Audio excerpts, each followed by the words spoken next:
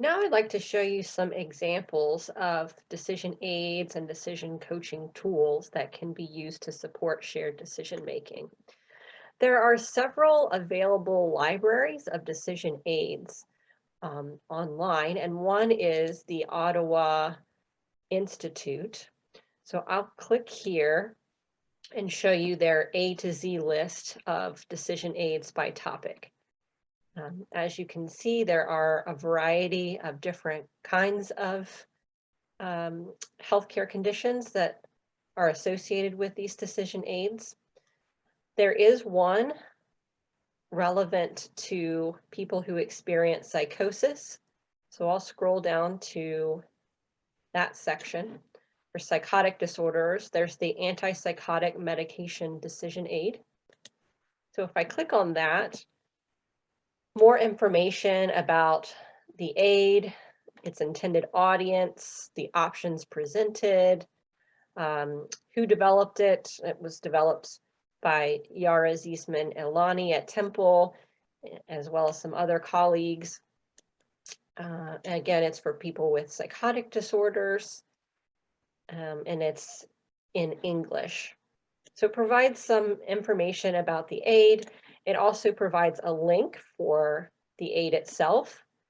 So if you click on the link here, it will actually take you to an article that was published on the aid. And at the bottom of the article is the aid attached. So it's this additional file too.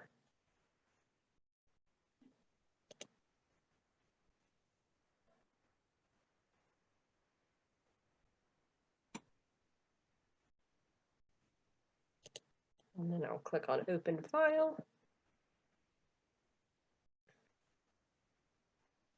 And here we see the decision aid itself.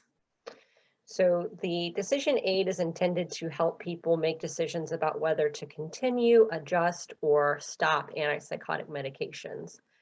And as you can see, there are frequently asked questions and information within each of these columns pertaining to continuing, adjusting, or stopping. So questions include, what does this involve? What are the benefits and the risks? How can I lower the risks?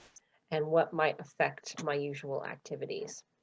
And I like this decision aid, especially because Yara and I have used it at the Peace Program in a study that we did with Dr. Bowen and Dr. Herford. And generally, we found that people had positive responses to it.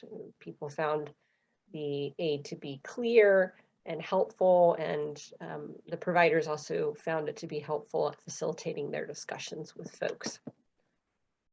So this is an example of an aid that might be useful for you as you're working with individuals.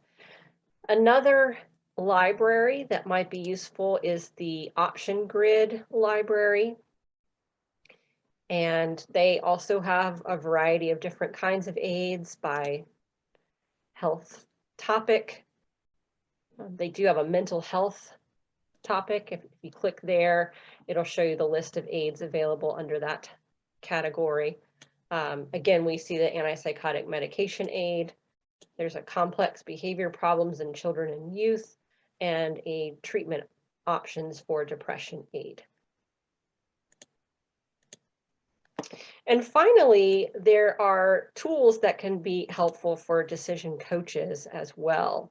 One of them is called the Ottawa Personal Decision Guide.